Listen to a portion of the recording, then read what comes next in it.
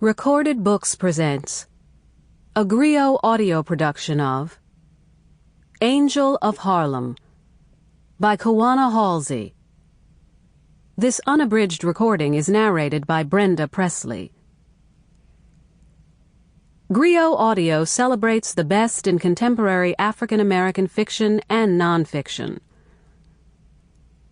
This book is copyrighted 2004 by Kuwana Haulsey.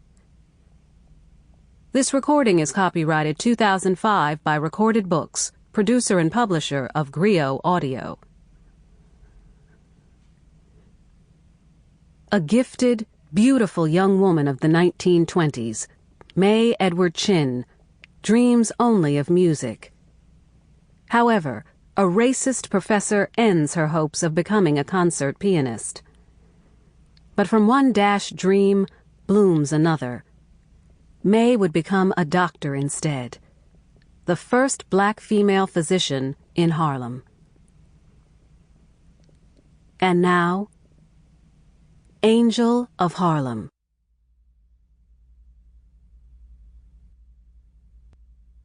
Part 1, Chapter 1. It took 73 years for my father to die. He held on, cloaked beneath a broad quilt of memories, peering out his window onto the wide basin of winter below. Memory had creased his face with fresh gullies and markers that ran east toward the river. When memory escaped him, he searched it out, skating his eyes along the sagging white rooftops outside until he found what he was looking for. Papa refused to wade into the drifts of his understanding, though, to get thick into it like he could have, deep enough to allow for release. So stubborn, that old man, just tiring. And I am nothing but his daughter. My papa managed to make it all the way to the outskirts of spring in 1936. February and March had been humbling throughout the city, but especially in Harlem. Gutters hardened into icy spillboxes, streets drained of color and smell, except the heavy, spoiled odor of snow. Months before, when it still sparkled, I plunged into the snowstacks with the neighborhood children, flinging it at little pecan-colored boys with wild hair and hatless heads. They'd scatter and reform, creeping up like bright-eyed kittens, wiggling and ready to pounce. The children all wore patched sackcloth coats. Some had mufflers, some had gloves, but none had both.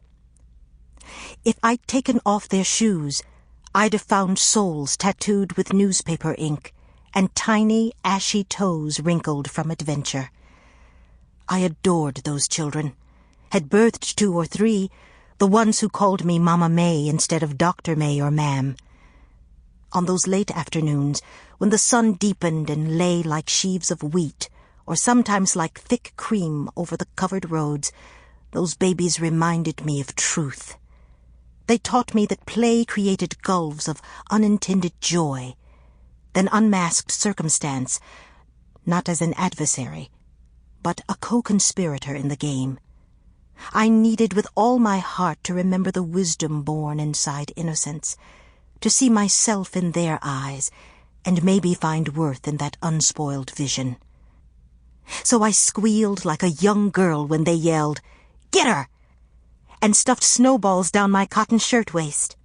I pretended to run so they could foil my escape, sneaking more snow into the pockets of my covert cloth coat, the first good, new brown coat I'd had in 3 years. It didn't matter. I giggled anyway, licking snow off my rose-colored palms before the flakes could melt, while they were still glassy and protruding and round. But by March, things had changed. The streets were blackened by spitting trucks and feet, and mules and human waste in areas where sewer pipes routinely ballooned with cold and then burst.